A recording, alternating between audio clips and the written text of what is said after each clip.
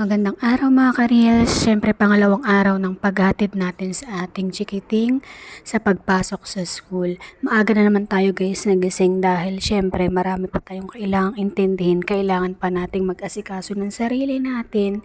And then kailangan natin mag-breakfast. Kailangan din natin pakainin yung ating anak bago pumasok at mag-prepare ng snacks niya or merienda niya kapag oras na ng recess time nila, 'di ba? At ito yung paghatid natin, guys. Siyempre, excited na naman ang bata sa pagpasok. So, suportahan lang natin siya. At saka pala, guys, gusto niya daw laro ng football. So, another gastos naman tayo, guys.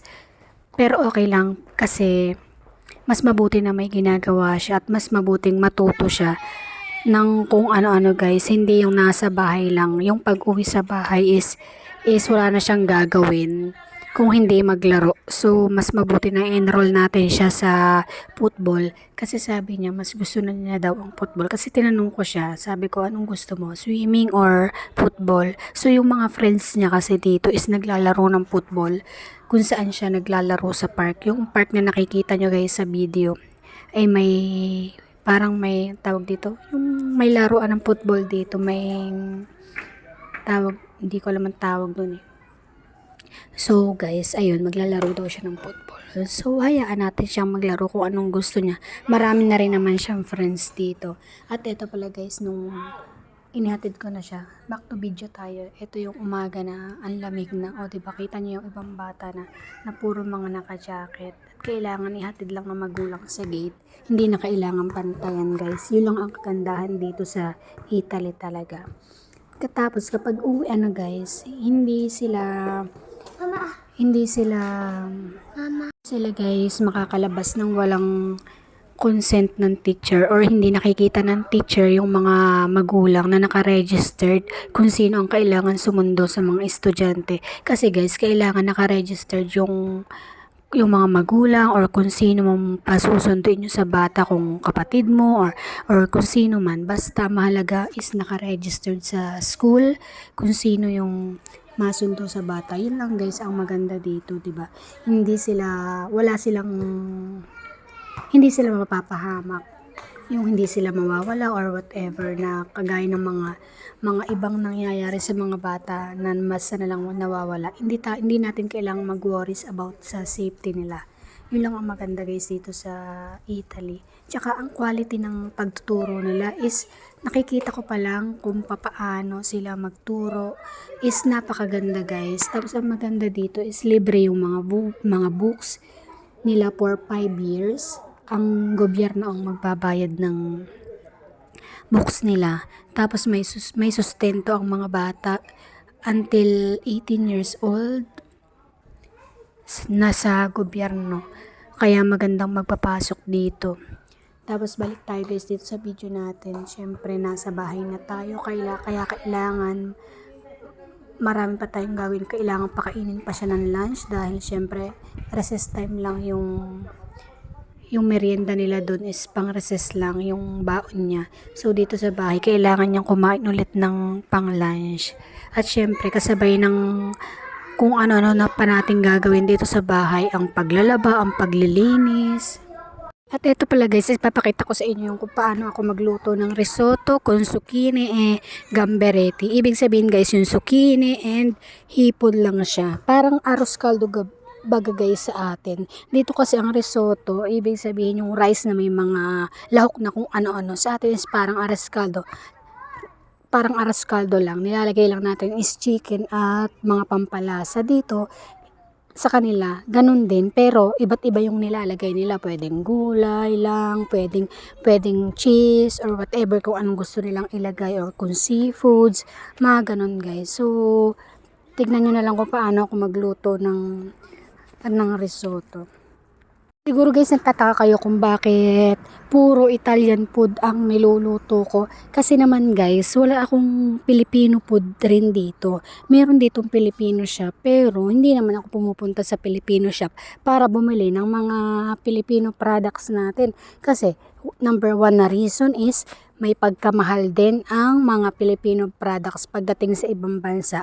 Yung kahit pansit canton lang or sardinas yan, parang nasa 1 euro na yata ang isang piraso lang ha. So magkano 1 euro or 2 euro, magkano na yun sa peso? 'Di ba? So sayang lang. So kung hindi ko naman talagang gustong kainin or hindi ako nagke-crave, bakit ko bibilhin? Tsaka kung sa mga noodles din lang guys, 'di ba nakikita nyo minsan sa videos ko na nakakakain din ako minsan ng mga noodles kasi dito sa malapit sa amin may Chinese shop na nagtitinda ng mga noodles. So nakakain ako ng noodles. About sardines naman guys, hindi ako makakain ng mga gusto kong sardines like mega sardines. Gusto ko yun guys. Pero dahil wala, so ang ginagawa ko, may market dito every Thursday. Bumibili ako ng sardines. Parang sa atin ano bang tawag sa isda na yun? Manamse or Don Pilas, yung ganong isda guys na panggawa ng sardines. Ang nagawa ko ng sarili kong sardines. Yun nga lang, hindi yung with tomato sauce. Ang ginagawa ko para tumagal siya, yung Spanish sardines, yun ang ginagawa ko. So, i-preserve ko siya kung kailan ko gustong kumain ng sardines.